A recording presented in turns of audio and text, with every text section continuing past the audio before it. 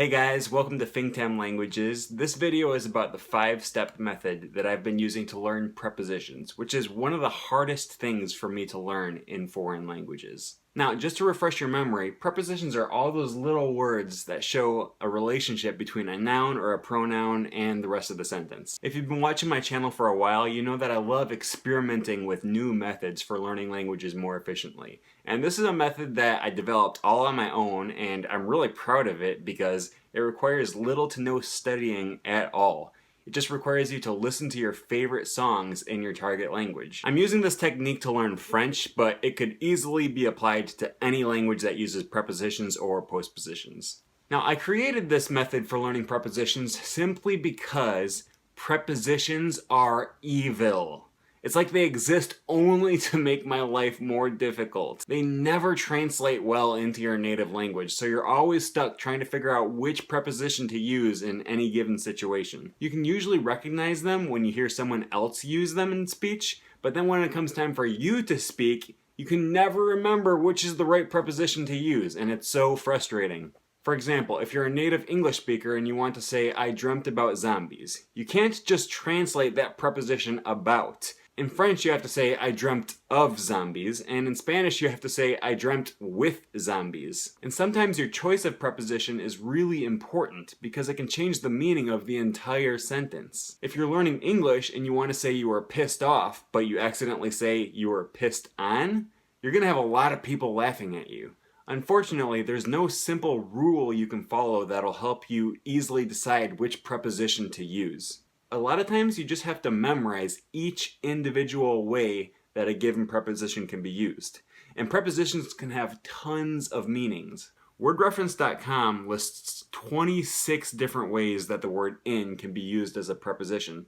And that's not even including the hundreds of fixed expressions that they list for it, like brother-in-law and things like that. So I'm sure by now you're wondering what my secret technique for learning prepositions is.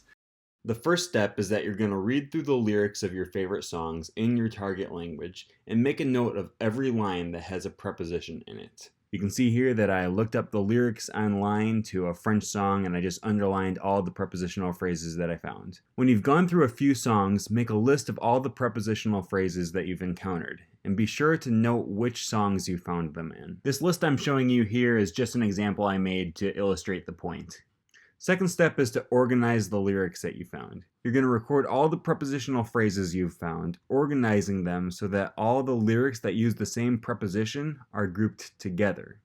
After you've done this, you might want to organize them by usage. So you see here I have 3 uses of the preposition at, all from the same song, and they all mean basically the same thing. I look at you, I look at the floor, I look at the world. It's all basically the same usage. So what I do now is I take all the repeated usages of any given preposition and I put them all in the same row so that I can keep them together. This isn't completely necessary, but it may be helpful. Now you see here that I have another usage of the preposition at that is completely different than the previous ones. He's not saying I look at, he's saying anytime at all, which is a totally different usage of the same preposition. So it gets its own row. Step 3 is that you're going to go through your spreadsheet and update it so that you give a reason for why you believe each individual preposition was used. Here I noted that the preposition at is selected by the word look. You can't say I look in the floor, or I look on the floor, or I look with the floor. It has to be at because that is the preposition selected by the verb look. I suppose you could say I look for the floor, but that means something totally different. But in this other context down here, you see that at is selected simply because it's just part of a fixed expression that can't be changed. So that's what I wrote here. Now you may not actually know why a given preposition was used if this is your target language that you're learning and you haven't mastered the grammar yet. You might be able to figure out by going and looking on wordreference.com or in a dictionary, but if you still don't understand, that's fine. I'll explain how to get around that in the next step. But now that you're basically done with your spreadsheet, you have a really useful tool that's specific to the songs you're listening to. And this is going to serve as a really nice reference from here on. Now this spreadsheet is actually pretty basic. The one I use for learning French is way more complex, but I just wanted to share with you the basics of it so that you can modify the spreadsheet however you want in the future.